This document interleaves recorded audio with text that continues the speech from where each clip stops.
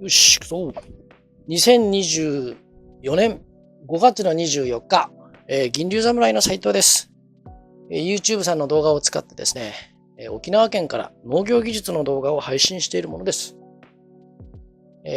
毎週金曜日夜7時から、月3回が技術系動画、月1回が、サブチャンネルのまがたまチャンネルってあるんですけど、あっちの方では、考え方とか、なんかこう、市場というか販売先の事情とか、そっちはね、ちょっと、技術じゃない方をやってます。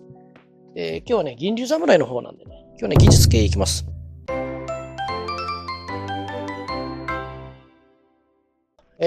昨日さ、ちょっと羊くんと電話で話してたんだけど、うちの開発のね、アミノ酸やっと再開、なんかこう、開発してくれるみたい。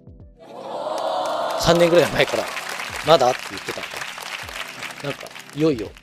まだ日時とかね、中身とかは、まだ、発表段階なんですけど、まあ、斉藤くん、アミノ酸そろそろやろうかなって言ってたんでね。俺も10年ぐらい前に羊くんのアミノ酸使ってたんだよなめちゃめちゃいいから。ああ。だから、また新しい武器が手に入ります。それはね、季節が変わる頃ぐらいには羊くんが、できると思うんだって昨日言ってたから、出たら、ちゃんときちんとホームページの方に載せてですね、今度はね、第4の武器、第4の門が開きます。アミノ酸。めちゃめちゃいいよ。俺も昔使ってたけど。だから、いろいろと使い分けようよ。今ね、俺もこんなアミノ酸あるよね、あんなアミノ酸あるよねって言ってたけど、使い分けだね。今日はね、窒素リン酸カリ。リン酸いきます。リン酸多いんだよな。相談っていうかね、原因不明の症状がね、リン酸なんだよな。ドキッとしないでね。私のこととかってたくさんいるから。なんかって言って、なんかちょっとね、おっとなんだよねって言うと。リン酸多いな。前もね、成長点がこじれるだとか、第何回かにも言ったんだけど、そもそもさ、斉藤流ね、斉藤流で捉えてるリン酸の立ち位置ってさ、まず窒素リン酸カリって言ったら、斉藤では一番低く使うもの。率が。でね、リン酸の形もね、正しいリン酸以外は俺は使わないね。これ以外の形のものは斉藤さんは使わない。他の人は知らないよ。それはね、なぜかというとさ、エネルギーの合成回路のこれちゃんと入ってくのかなっていうふうに思うわけ。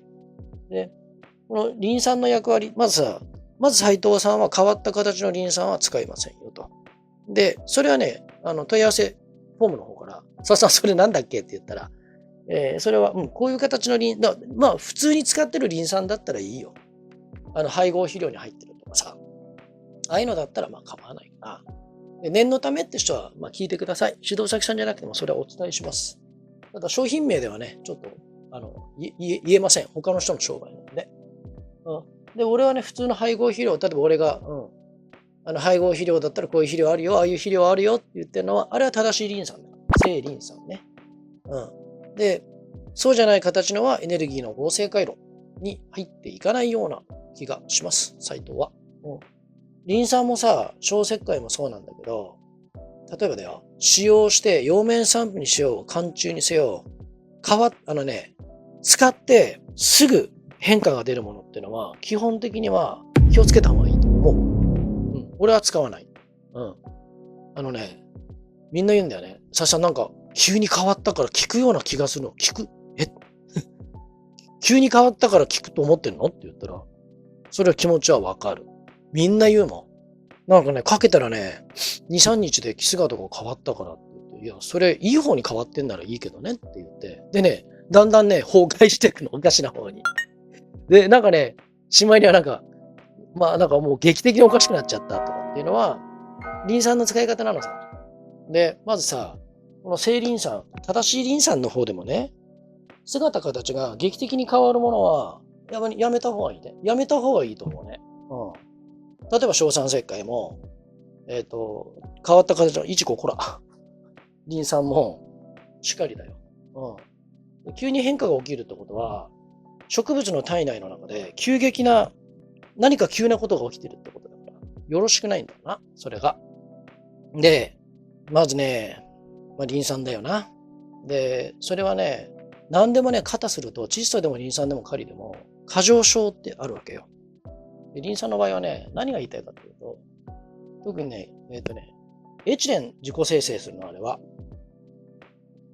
だから上手に使うと、歩調の抑制さ。横幅に効かせるっていう風に捉えておいてほしいんだ。で、今度は縦幅は窒素だけど、今度はそれ窒素の回になったら、リン酸先にやってから窒素行ってカリまで行こうと思ってるけど、リン酸のこのエチレンがね、過多して植物が苦戦してる例が毎週来るから今言ってる。で、解除の仕方もあるから。解除の仕方は、でね、リン酸とカリってね、プラスの電荷だから、解除する資材はあるから、それ流すとね、だいたい10日2週間で、じわじわじわじわ解除されていくけれども、それに気づけばいいけどもさ、例えば新規で入った人とかって、これさ、現地の指導方針が、リン酸がっつり忌避しなさいとかっていうのを真に受けちゃうと、で、新しく新規で入った人が、このこと知らなかったら、それはね、苦戦するよ。あまり、他のエリアの指導方針にうんぬん言うつもりなかったんだけど、なんていうのかな、ちょっと、気の毒だもんな。その通りやった人たちが。俺はどうしてもね、農業の生産技術を情報発信したくてやってるんで、他のことの人のこと言うんじゃなくて、ただ、真に受けてやった人が、はじめまして斉藤さんって来て、どうも斉藤ですって言って対応すると、土壌分析取ってみてって言うと、リン酸振り切ってるねって言って、なんでやったのって言ったら、入れろって言われましたって言うから、で、俺のとこにはね、立場のある人からは、あんまり相談来ないんだ。でね、一生懸命作ってる人からなんか調子悪いんだよなって言ってくるから、土壌分析、はい、見せてくださいって言うと、リン酸振り切ってる上に、コメント、処方欄に、さらにリン酸足しなさいって書いてある場合もあった。すべてとは言わないけど。よくあるのはね、解除するわけ。振り切ってるリン酸の数値を解除した後に、なぜか、追肥でリン酸入れてくださいって、これ結構多いんだよな。あれどういう感覚なんだろうね。だからね、リン酸ってのはまず、過多するとエチレンが出ますよと。だから、序盤の頃で木が低くて、トマトだったらもうこんなになっちゃう時もあるわけ。で、花が飛ぶというのがあるんで、だから、窒素、リン酸、カリの中で最も低く使う比率のものですよと。で、忌避にリン酸をガツンと入れてしまった人は、やっぱりね、解除した方がいい。ガツンと入ってるリン酸を解除しながら作るやり方を相談に乗ります。解除剤あるから。新しい、手動先さんの皆さん、今までちょっと隠してたわけじゃないんだけど、解除剤、もう一方法あるんだ。多分そっちの方に移行しようかなと思う。物理的に解除できる解除剤があるからね。それは聞いてください。で、自分が木姿が今序盤で低くて、なんか最初太くてがっちりと思ってるんだけど、特にトマトは軸細く仕立てていかなきゃダメだよ。こんな最初からドーンって太くいったら、花飛ぶし、実太らないからね。で、これは実はイチゴもそうさ。イチゴはクラウンがっちり太く作るんだよ。ただ、エチレンってこれ、自己生成するエチレンって行き過ぎると何ですかっていうと、細胞分裂の反対側だから発達阻害さ。老化、発達阻害。で、意図的に使うと徒長の抑制。だから、俺は1週間に1回、例えばだけど、6対8対4とかあるじゃない ?6、8、4。これ、輪率高いでしょこれ意図的に使うときはあるよ。でも普段はさ、実になってくると10対8対30とかね。でもこれは意図的に入れてるっていうのはそういうこと。それは自己生成させるエチレンで抑制させてるんですよ。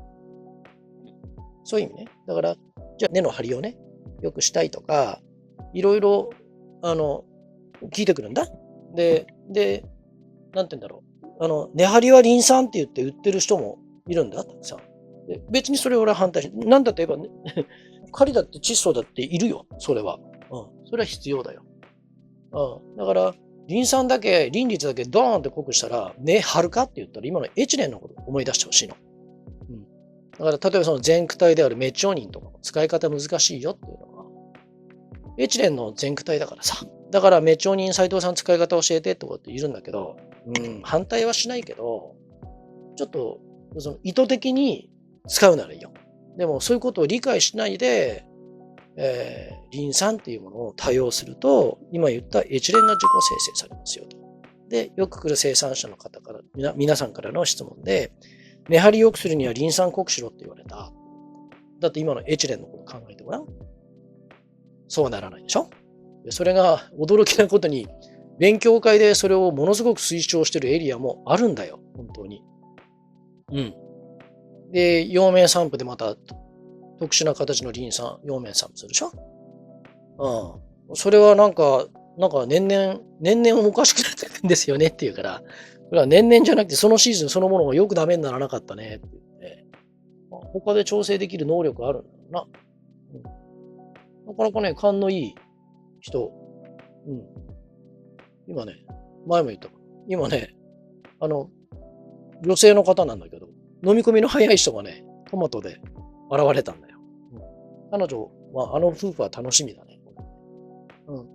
だから、リン酸の捉え方っていうのは、一つはさ、根張りとかっていうよりは、じゃあ根張らせるんだったらよっぽどだったら、大腸の雫とバイオメジャー使って、根張りさせた方がよっぽどいいよ。うん。だって、細胞の分裂ってさ、成長点と根っこの先端でしかしないんだから、それ、バイオメジャーの仕事だよね。うん。で、肩組んで大腸の雫をさ、細胞壁バンバン構成していくわけだから、うん。カルシウムが壁になるって言ってんじゃないんだよ。うん。その、必須要素だってこと、細胞壁の。うん。そっちの方がよっぽど根張りするよ。だから、まして、途中で臨率が高かったら、根張りはしないからね。しなかった。しない、また怒られるから。俺はしなかったよ。それは、位置づけとしては、エチレンさ。うん。それが自己生成されるからってこと。あとね、リン酸のもう一つの顔ってさ、ATP。できるだけ、でもね、ATP そろそろ銀龍侍の皆さん、知ってます。で、人もたくさんいると思う。で、初めて、なんだっけっていう新しい人もいると思う。で、インターネットで引くと ATP すぐ出てきます。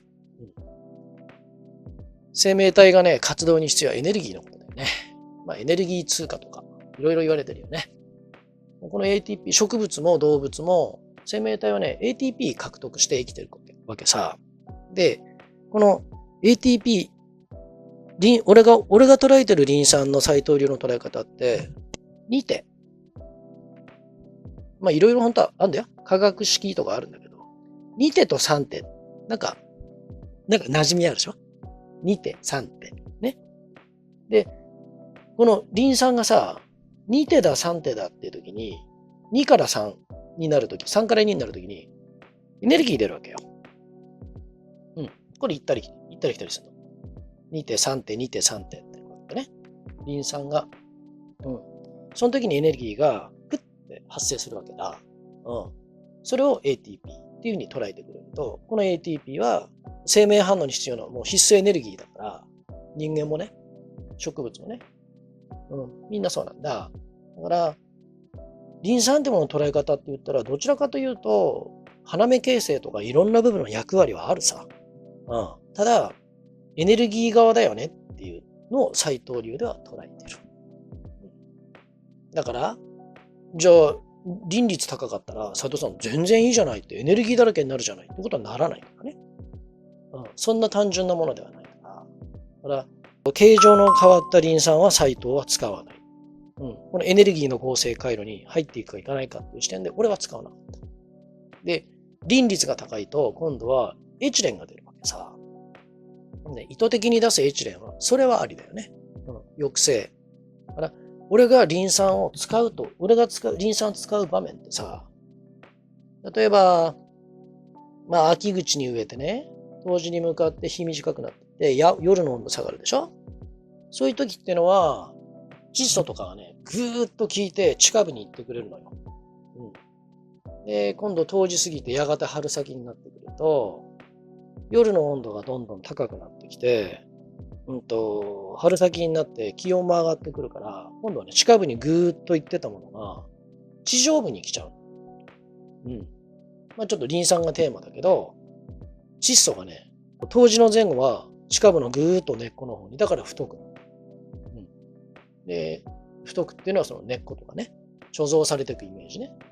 で、それが、年明けてだんだん春めいてくると、暖かくて物を作りやすくなってくるときに、今度は地下部に行ってたものが、形が今度地上部の方に行っちゃうわけよ。ということは、補聴しだす時期に、さっき言ったエチレンをもう一回使うわけ。だから俺が置き火を春先の手前から、リン酸型のリン酸の高そうな肥料をちょびっと置く。地表にね、ちょっと置く。これが、気火の段階でがっつりリン酸入ってたら、その技は使えないでしょ。だって植える前から入ってるんだから。で、なんかずっと老化ホルモン的なのが効いちゃってるからね。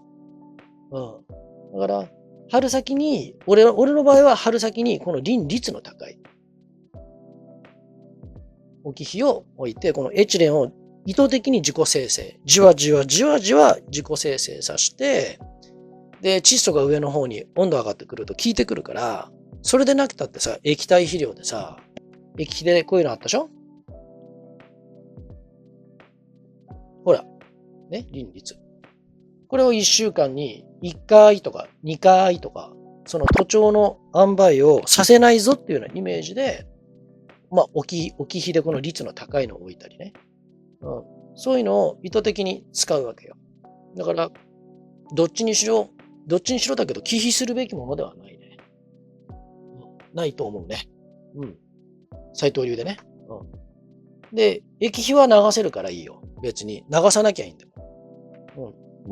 なんか全然このままでいいじゃないって時には、別に液肥だったら流さなくていいけど、忌避にリン酸入れてしまったら、これずっと尾を引くからね。だから、どこのエリアか忘れちゃったけど、なんか部会の勉強会で、その、リン酸連呼するっていうのは、いかがなものかなって、そういうことだよね。で、大体、塩基の解除の仕方。知らないんだ。俺がじゃないよ。そういうエリアって。だね、何人もいたな、斉藤さん、塩基解除なんかできるもんなんですかって初めて教わりましたっていうこと。いや、普通にできるから。高くなっていくもんだと思ってましたっていうから。いや、そんなことないよ。栽培もしながら、そうだな、せっかくだからさ、入れちまったぜ、俺とか、入っちゃってるのよ、私って人いるじゃない。忌避でリン酸率高いのはね。解除剤は、問い合わせフォームから来たら教えてあげるから、売ってるからそれで買いなって言ってあげるから、今、どこでも、まあ、ベンチの人もちょっと共通で聞いといてね。まあ、どこの場合はね、特にね、肥料成分の拡散っていうのがテーマなんですよ。だから、今俺だったらやってたっていうのは、月に4回。そのうち2回が解除剤。解除。専用のね、解除剤。ね。で、他2回が酢水。ただの水。だからこれを隔週で入れるのさ。解除剤。で、リン酸振り切ってるぜっていう心当たりあるの人は、集中解除をまず1週間ぐらいやります。集中解除。この解除剤使って。1週間ぐらい。それはね、集中解除して、それでも、さっき言ったリンの率が高い傾向のまま栽培していかなきゃいけないから。でもね、やるとやらないとが大違い。大違いっていうか、決定だったからね。だから、入れちゃった、入っちゃってる、うちのことだよ、俺のことだよっていう人は、速やかに解除剤の使い方を聞いてください。教えます。だから俺の場合は、第1、第3日曜日が解除剤。第2、第4日曜日は酢水。で、心当たりがあって、明らかにやってしまった、入ってしまったって人は、先に集中解除をします。で、その後、解除日ね。月に4回、拡散解除日。拡散だな。拡散日をみたいなのをしっかり作って、しかも、これをやりながら、さらに土壌分析をもう一回取る。うん。下がってれば安心だし、それでも下がんなかったら第二の手を打たなきゃいけないからね。うん。うん。だから、それぐらい、解除しながらの栽培もあるから、土壌分析が1万円ぐらいするのかもしれないけど、やんなきゃダメだ。心当たりある人は、俺も分析値メールで送ってきてもらって、あ、やっぱりねってなったら、でもね、ほとんど解除してるね。だからもう、お金かかって申し訳ないけど、もう先に分析値出る前に解除剤買ってくださいって言って、揃えといてもらう。もっとね、解除、もうやっちゃいなって言ってて、解除して悪いことなんか何も起きないから。いいことだから、起きるのは。だから、リン酸でもカリでも振り切ってる人って結構いるんだけど、それはね、普段からもうこういうね、解除剤と解除日を作っておく。拡散日ね。解除拡散日。そうすると、すごくこう、作物のね、植物の成長ってこう、ふわーっと、綺麗なライムグリーンで、こう、ふわーっと、で、こう、木姿も正常にどんどん戻ってくる。だから、リン酸でもカリでも窒素でも何でもそうなんだけど、単剤でね、一つとんがっちゃうと、全部おかしくなるからね。これは。ミネラルだってそうなんだよ。単剤で尖ったものは、やはり全てに狂いが生じる。だから俺が、なんかね、変わった形のリン酸とかかけて、形が変わったからなんか喜んで続けちゃって、どんどんおかしくなっていくっていうのはそういうことなのさ。今日はね、リン酸について、語りました。次、窒素とかカリもこれ特化してね、それぞれのね、肥料の特性というものを捉えて勉強会に行くなり、なんなりと、なんていうのかな。例えばそれを使うことによって出る体内で生成されるホルモンであるとか、でそのホルモンはどういう働きをするのかとかね、そういった部分を捉えて、ただね、あんまり我流はやめた方がいいよ。かといって、最初お手本になる本とかってどこにあるんですかって言ったら、これがまたね、俺はなかったな。ないのよ。ないんだよ。参考になるのはあるけど、これやっとけば間違いないなんていうのは、俺はなかったな。斉藤さん何読んで、そんな、いろいろ学んだんですか羊くんと宮崎所長俺にはいるからさ。これどうなってんのって聞いたら、これねって言って教えてもらえるんだけど、あの二人が本読んで勉強してるとは思えないもんね。ネットで引いてもね、絶対出てこないから。で、二人も言っとられた。問い合わせフォームの方からですね、指導の方はまだ受けられると思います。あんなこと聞いてみたい、こんなこと聞いてみたい。三種の神器を、銀龍侍から買っていただいた方は、正式指導先としてですね、もっと深掘りした、各種肥料の倍率、葉面散布の仕方、土作り、気比の有無の有利性と、そうでない作用性、その他等々、病害虫、その他からいろんな乗れる範囲の相談は、たまに配管とかも来るからね。乗ってます。以上、よろしく。しまった。黒板消し忘れた。ちょっとごめんね。